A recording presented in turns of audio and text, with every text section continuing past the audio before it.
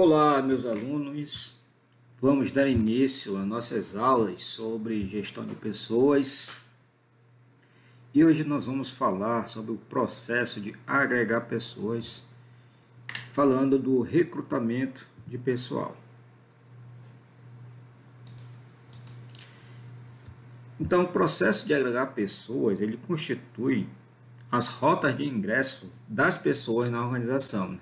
Representa as portas de entrada, que são abertas não são abertas para os candidatos capazes de ajustar suas características e competências pessoais com as características que predominam dentro da organização.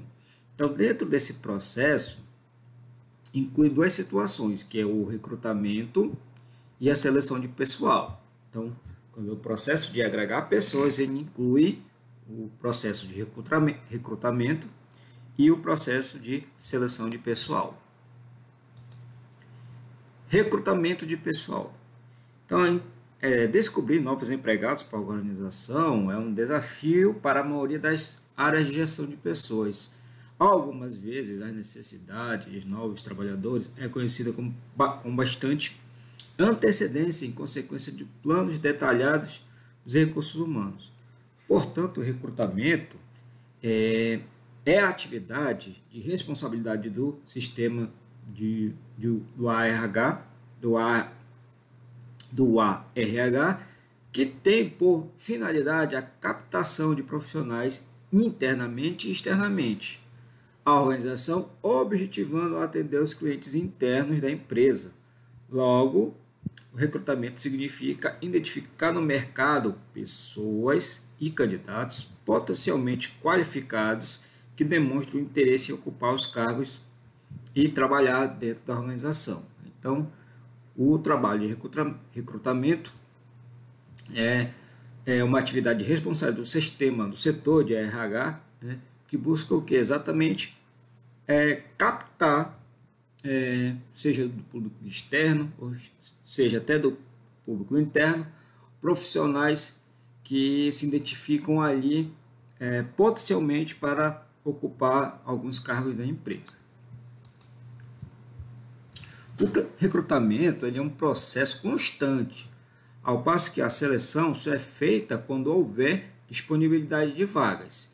Então, portanto, constantemente o profissional responsável pelo recrutamento ele deve se relacionar com o mercado de recursos humanos, a fim de identificar candidatos potencialmente qualificados e capazes. Então, segundo o Chiavenato, para ser eficaz o recrutamento, deverá atrair um contingente de candidatos suficientemente para abastecer o processo de seleção. Aliás, a função do recrutamento é suprir a seleção de matéria-prima básica, que são os candidatos, para o seu funcionamento.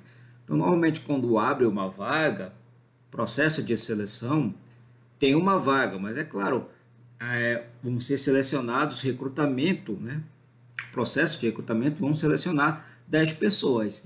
E é claro que aquele mais capacitado vai ocupar aquela vaga que a empresa necessita. Então, para executar o recrutamento, são necessárias informações do conteúdo do cargo. Então, basicamente, o conteúdo dos cargos, descreve de forma estruturada as atribuições e os requisitos indispensáveis para o ocupante que tem a possibilidade de desempenhar bem as atividades do cargo. A definição do conteúdo e descrição de cargo, ela facilita a definição objetiva da responsabilidade do ocupante, evitando dúvida sobre o que ou não é da sua responsabilidade. Então, é importante para o recrutador que a empresa ela informe quais são as atribuições que fazem parte do cargo. Então, quais são as responsabilidades daquele cargo? O que a pessoa tem que fazer, né? Quais são as suas atribuições? E, dessa forma, descobrir quais são os requisitos, o que é necessário para ela fazer de forma adequada os seus serviços, né, suas atribuições. Então, por isso a importância do desenho de cargos para o recrutamento, que a gente vai recrutar aquela pessoa que vai fazer determinado serviço e para fazer aquele determinado serviço, a pessoa, o que está sendo recrutado, precisa ter alguns requisitos para desempenhar aquelas atividades. Então, aqui tem os principais tópicos relacionados ao desenho de cargos. Primeiro, as atribuições principais, né? São o resumo das tarefas que o funcionário irá executar. Aqui tem um exemplo como efetuar o faturamento e a escrituração fiscal. Aí a pessoa tem que ter o quê? Tem que saber o quê para executar isso? Tem que saber um pouco de contabilidade, né? Receber, classificar, distribuir correspondências conforme endereçado. Se for um e-mail, tem que saber informática, né? Elaborar o controle orçamentário utilizando um sistema informatizado. Mais uma, tem que ter um conhecimento sobre informática, contratar fornecedores, negociar, emitir pedido de compra, etc. Então, aqui algumas atribuições, a gente já a partir dessas atribuições principais, já vê qual vai ser as competências que a pessoa recrutada precisa ter para ocupar determinado cargo. Ele está dando exemplo aqui. Identificação do cargo na estrutura organizacional. Então, com base nas atribuições do cargo, a gente define a linha de autoridade, qual setor ou departamento será subordinado ao cargo. Se é o cargo de chefia, definir também a quantidade de cargos subordinados. Então, saber qual o cargo o cara vai ocupar, vamos saber qual é o setor que ele vai estar ou sendo responsável ou respondendo, né? A quantidade de pessoas, se for um cargo de chefia, quem vai ser o subordinado deles, se for um cargo subordinado, quem vai ser aquele que vai ser seu chefe imediato. Título do cargo deve ser coerente com os demais cargos da organização e dar uma boa ideia das principais atividades do cargo.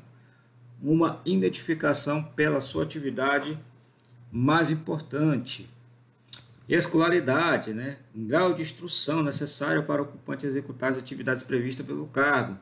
Se tem que ter ensino fundamental, se tem que ter ensino médio, se tem que ter um curso técnico, se tem que ter um ensino superior, se tem que ter ser pós-graduado, mestrado, doutorado e assim por diante. Cursos específicos. Então, cursos relacionados aos conhecimentos exigidos pelo cargo que não são supridos pela escolaridade, né? Exemplo, eletricista, predial, desenho mecânico, linguagem de programação, né? Utilizado no sistema informatizado da empresa, entre outros cursos. Experiência, tempo mínimo exigido para aprender a executar as atividades do cargo na prática. Então, este é o tempo definido com base no tempo mínimo necessário para o candidato ter contato com as atividades do cargo e desempenhá-las com habilidade e autonomia. Um exemplo, ter atuado como mecânico de automóvel no mínimo por um ano. Normalmente, as empresas pedem essa experiência, né? No mínimo 3 meses, no mínimo 6 meses, no mínimo 1 ano de experiência no cargo. Então, esses são um dos tópicos relacionados ao recrutamento e desenho de cargos. Além dos tópicos dos cargos que a gente viu, né, existem outros elementos, como requisitos mentais, né, relacionados à escolaridade, experiência, complexidade, habilidade analítica, criatividade, precisão, julgamento, iniciativa e planejamento. Nós temos requisitos físicos, que é o esforço físico, habilidade manual, fadiga mental visual, monotonia, concentração, pressão do trabalho, pressão emocional, responsabilidades, né?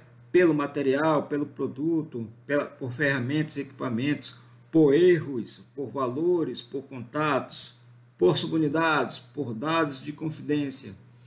E é isso em relação a esses tópicos. Naturalmente, os requisitos de cada cargo são uma restrição. Por exemplo, os trabalhadores altamente especializados são mais difíceis de encontrar do que os não especializados. Então, os recrutadores, eles ficam a par das demandas de um cargo pelos comentários do gerente que faz o pedido pela informação de análise de cargo. A informação de análise de cargo é especialmente útil porque revela as características importantes do cargo e dos candidatos. O conhecimento dos requisitos de um cargo permite ao recrutador escolher a melhor maneira de encontrar os candidatos e, dadas essas restrições, sobre as quais o recrutador pode operar. Então, todas essas informações são essenciais para fazer o recrutamento. Recrutamento e o mercado de recursos humanos. Então, é importante a gente definir inicialmente o que é o mercado de recursos humanos, ou seja, definir alguns parâmetros e características do mercado de RH. Então, que afeta, claro, a organização.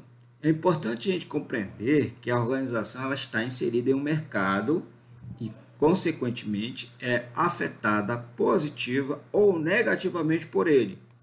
Então, o mercado de RH ele é afetado com a relação à área física, né? A distância em que a região estão as pessoas que interessam em trabalhar, cujas características culturais sejam semelhantes à cultura da organização. Então, com relação à dimensão do tempo também, ou sazonalidade, que é o maior ou menor demanda de trabalho que ocorre em cada período, com relação à oferta e à procura, com relação aos fatores como educação, conhecimento, aspectos socioeconômicos, entre outros. Então, nós temos aí, né, algumas características que afetam o mercado de trabalho relacionado à empresa. Então, as características do mercado de recursos humanos se modificam com a mesma velocidade das mudanças de cultura. Então, modificam-se de geração em geração, sofrem impacto das tecnologias, dos meios de comunicação e etc. Então, cabe à organização se adaptar às mudanças para poder melhor atender e se relacionar com o mercado de recursos humanos. É necessário fazer investimentos para manter uma boa imagem no mercado de recursos humanos para facilitar o relacionamento entre o mercado de RH e a organização. E para fechar, a principal característica que está afetando fortemente o mercado de recursos humanos é o conhecimento, né? O maior capital da organização está no conhecimento, sendo que nem sempre o mercado dispõe de recursos humanos com o nível de conhecimento exigido.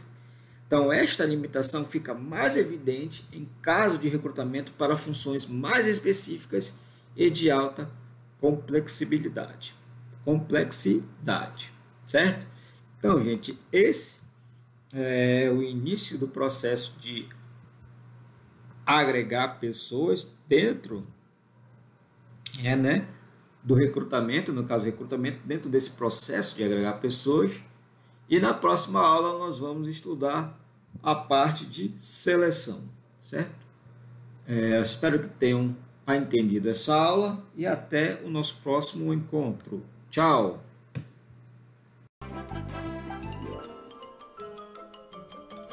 Isso é tudo, pessoal.